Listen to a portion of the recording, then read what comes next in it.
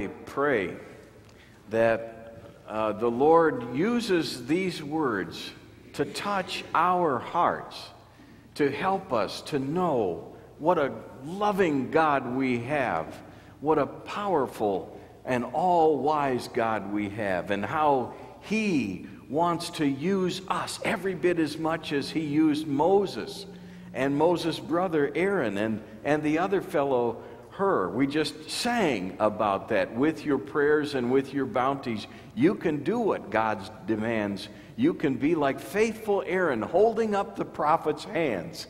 That was the third stanza that we just sang together.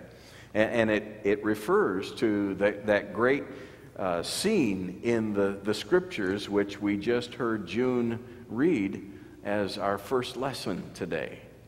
It was a combination of both able-bodied soldiers on the field, along with Moses holding up the staff of God. Now, what was that about? That was to represent the presence of God, that God was fighting the battle. And that scripture lesson ends with that great pronouncement, "The Lord is my banner."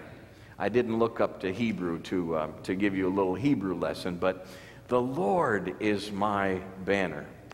And so today, having heard last week from the first week's devotions in Why Pray, based on the importance of prayer, now under the theme Why Pray First, we deal with the subject of the priority of prayer. Priority, that prayer must always be the starting point. And so often we get things confused. There's just so much work to do. I think it's kind of maybe the Mary Martha syndrome. You know, we feel like there's so much to do. We become like Martha, and yet the better part is to be like Mary. But don't dismiss Martha. I had somebody last night point out to me page 65. This day 8 is entitled, "It Takes 2 Feet to Walk." Remember what the 2 feet are? This is not a quiz. It is work and prayer. And so they read me this little section because I was ranting and raving a little bit last night, and I'm not done yet today, talking about how we have our plans, we have our projects, we have our programs, but where is prayer? Oh yeah, Pastor, would you start the meeting with a prayer, or would you lead us in a closing prayer? And that's how we operate. Well, and I know there is business to attend to, but doggone it. Martin Luther, by the way, this is fresh. This was cut from the editing floor last night, but this is an extra gem that they didn't get last night. Martin Luther was once getting his hair cut, and he made a comment when the barber asked him. His barber's name was Peter. We know this because he wrote this 35-page letter to his barber entitled "How to Pray." 35 pages! But he made a comment, and he said, "I have such a busy day today, I must spend at least 3 hours in prayer." And just seeing what Luther wrote, I can imagine what this barber said. 3 hours in prayer? Who can pray for 3 hours? And so Martin Luther takes the 10 commandments, each of the 10 commandments, he weaves this golden thread, or these 4 strands of what is the teaching here? What is it that that I need to ask God for us to protect and defend? And it's not unlike the way we talk about prayer with the acrostic ACTS, A-C-T-S, adoration, praising God. Confession is the C. T is the thanksgiving. And finally, the S is supplication, like intercession. Yeah. So Luther does that with each of the 10 commandments. Goes something like, I thank and praise you, dear God, for being our awesome, mighty God. You know, Luther didn't use the word awesome, but you know, you get the idea. And then I confess, Father, that I have not always put you first and held you in first place in my heart and life. But thank you for sending your only Son, Jesus, to redeem me from my sins of commission and omission, and help me, help us, your church, to be the people who put you first and your kingdom first. And then he goes into the second and third and fourth. He gets through the 10 Commandments, and he starts into the Apostles' Creed. The first article and the second and the third. He gets done with the Apostles' Creed. And then he starts into the 7 petitions of the Lord's Prayer. 35 pages on how to pray. I don't know about Pope Benedict the 16th, but Pope John Paul II was famous for spending hours and hours and hours in prayer.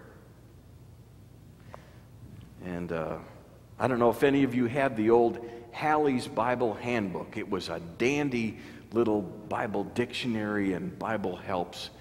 But if you have it, dig around in the front pages and read some quotes that he included and some references to some great heroes, not only of Bible times, but of early American times, and some of the great heroes and patriots, and what an importance prayer was in their life. Well, I guess I could go on and on. But anyway, to get back to this quote, you know, somebody said, you know, you need to read page 65 here. It says, Christians who pray without working may be so heavenly minded that they are of no earthly good. And isn't that the truth? Oh, there goes Steve again, off in his otherworldly thing. He thinks he can put that white dress on and, you know, everything's going to take care of itself. Well, I had to turn the page on him. It says, on the other hand, some Christians are always working but have little time for prayer. A friend asked me why I wasted all that good time in a board meeting praying for our mission. You have been called to work and do business, he said. You accomplish nothing when you spend your time praying. God expects us to do something. And it goes on to talk about the need we have to pray. Without praying, we may never experience that glorious, many-faceted relationship with Jesus that we focus on in last week. And further, we reduce Christianity to little more than human effort.